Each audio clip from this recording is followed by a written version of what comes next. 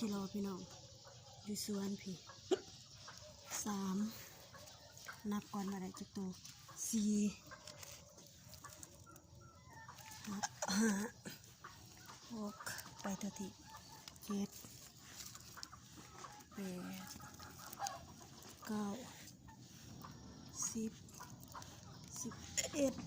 12 13 14 15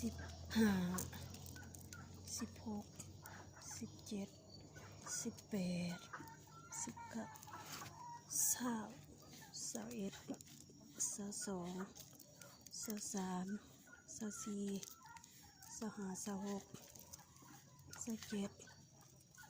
28 29 30 31 32 33 34 35 36 37 38 39 40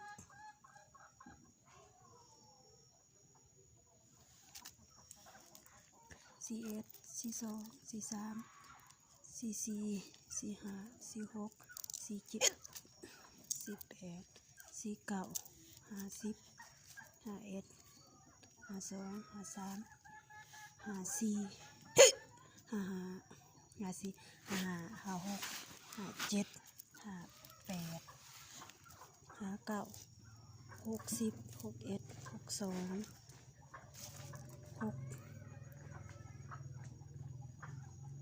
63ใส่อีกไว้กินน้ำ64 65มือเปื่อนค่ะเนาะ65 66ตัวน้อยๆ66ตัว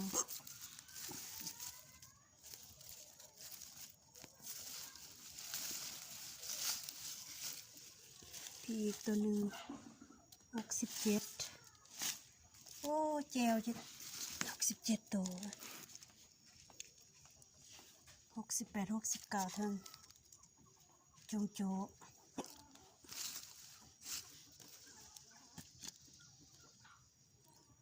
อดีแมนขาขุดเข้าเดียวนะพี่น้องเนาะขามันก็เอาไว้โอ้อยากกินน้ำเลยสะ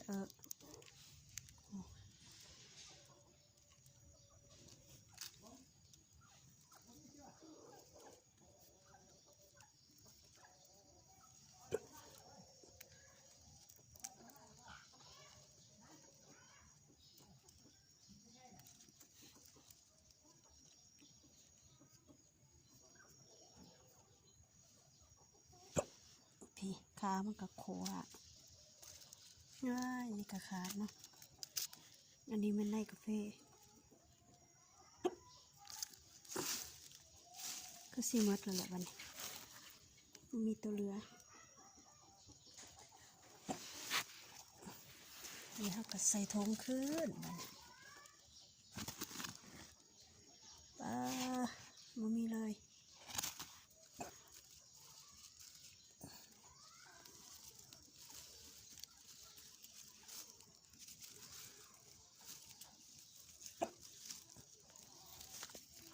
อันนี้จะเป็นเบียร์กาแฟพี่น้อง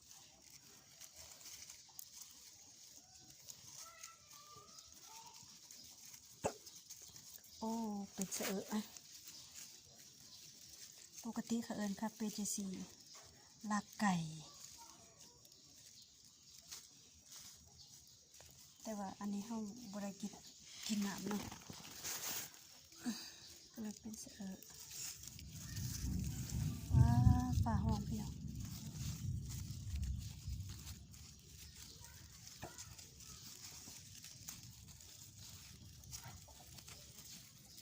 ป่าหอมก็คงโอ้นี่เป็นเบียร์แล้วไปบุงใส่ทงไว้พี่นาเขาก็ปลูกจับใส่ทง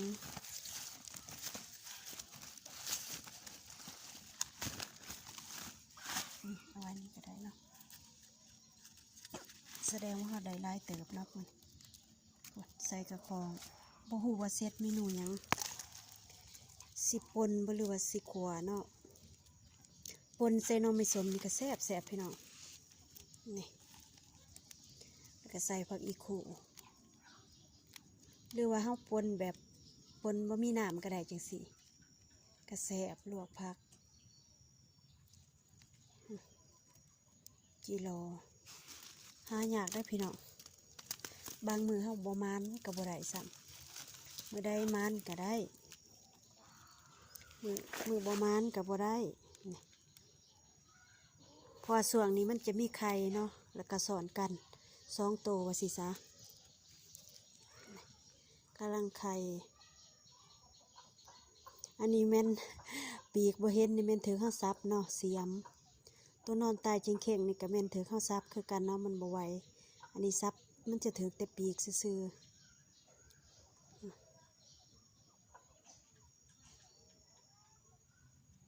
เพราะว่าบางครั้งมันอยู่ตื่นนี่เฮาบ่เห็นเฮาก็ขุดไปแต่บางตัวก็อยู่เลิกจังซี่นะบางหูก็มี2บางหูก็ตัวนึงแล้วแต่เนาะนี่ขัวบ่หรือว่าเฮ็ดจังไดกินเนาะหรือว่าตำแจ่วขัวแล้วก็ตำแจ่วลวกผักหรือว่าเฮ็ดปนใส่หน่อไม้ส้มแซ่บ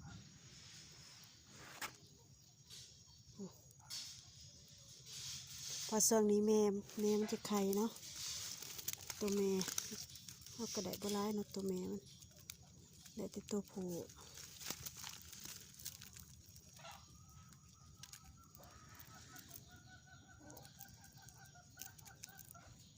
ท้องตัวผู้ก็ยังอันนี้แสบอยู่นี่ตัวแม่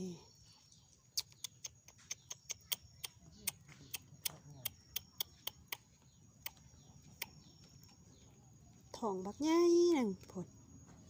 มีแต่ไข่ได้พี่น้องพุ่น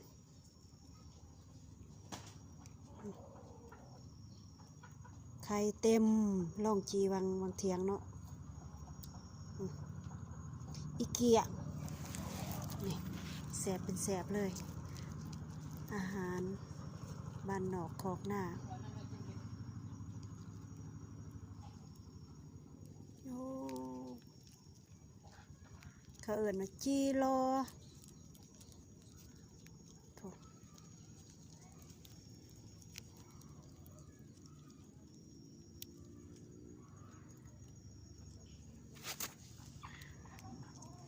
ขัวบ่เนาะเดี๋ยวเราก็ค่อยคิดว่าเฮ็ดเมนูยังดี